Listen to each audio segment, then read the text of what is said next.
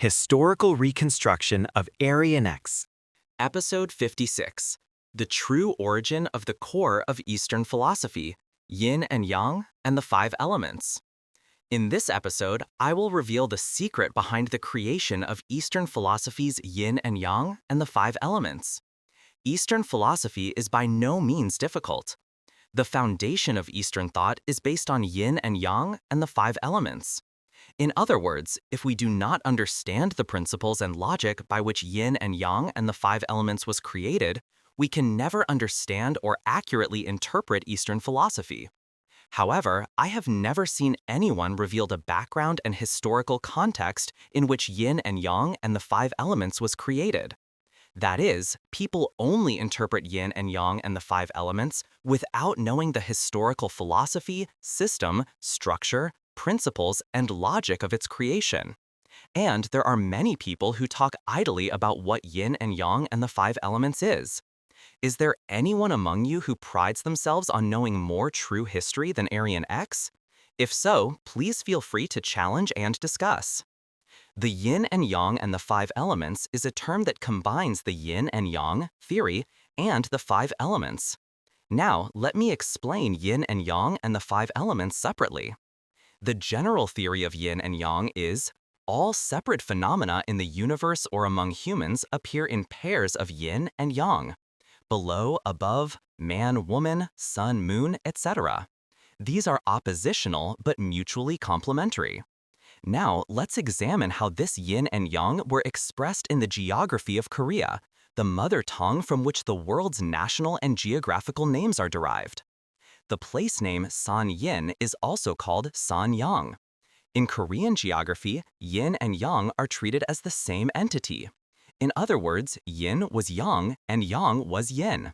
This single existence of Yin-Yang simultaneously appears in two forms, the sunny side and the shaded side. That is, if an object has a sunny side, a shaded side is simultaneously created. The object that creates the sunny and shaded sides was one. And the sunny and shaded sides can move depending on the angle of the light. This means that you cannot definitively say something is yin or something is yang. In Eastern philosophy, the sun and moon are often contrasted as yin and yang. Now, if you look at the background paintings of Korean emperors and K-pop demon hunters, the sun and moon appear. Please raise your hand if you know what the sun and moon symbolize here. Wow, so many of you. What the sun and moon symbolizes is this. The sun symbolizes the great papal court that was in Seoul, Turkmenistan, Central Asia, the center of the pontifical offices spread throughout the world. The place where this great papal court was located was called the Land of the Sun. And the place where the Buddha, the king of this great papal court, resided was called the Land of the Moon. You will make a mistake if you view the harmony of yin and yang in Eastern philosophy in an extreme way.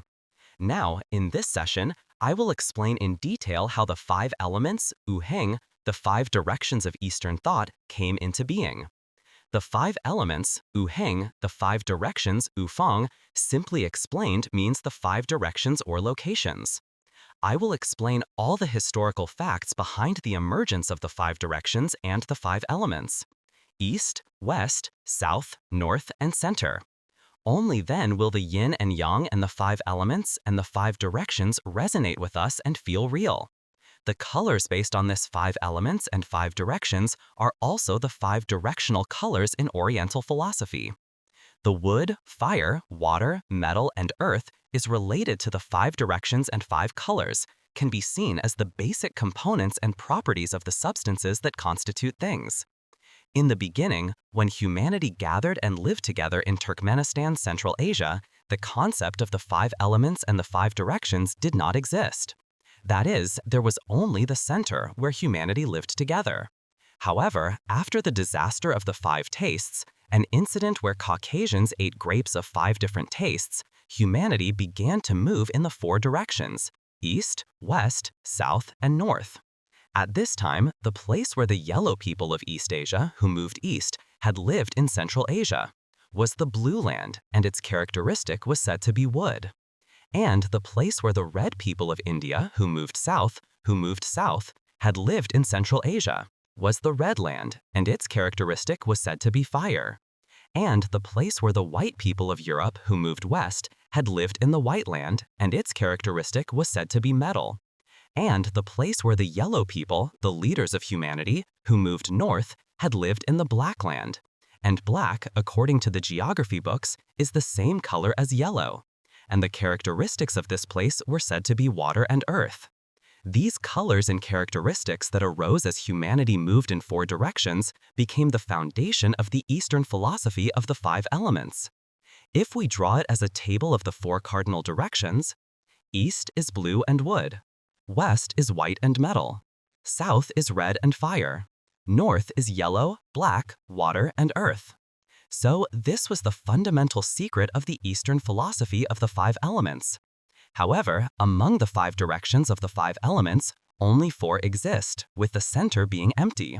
Well, there is one major event remaining that determines the 5 directions of the 5 elements. The event around 3897 BC, where the yellow people, the leaders of humanity who had moved north, returned to Turkmenistan, the origin of humanity, is said to be the origin of Buddhism. Now, as you can see in the diagram, the yellow earth, the center of humanity that had gone north, returns to the center of Central Asia. To summarize the situation after the eldest of humanity was restored from the north to the center, east symbolizes blue and wood, west symbolizes white and metal, south symbolizes red and fire, north symbolizes black and water, and the center symbolizes yellow and earth. This was the secret of the Eastern philosophy of the 5 elements and the 5 directions and the 5 colors. The 5 elements and the 5 directions and the 5 colors of Eastern philosophy were thus created by arranging the colors representing the characteristics of the Central Asian regions where they lived, and their races based on events directly related to the migration of humanity.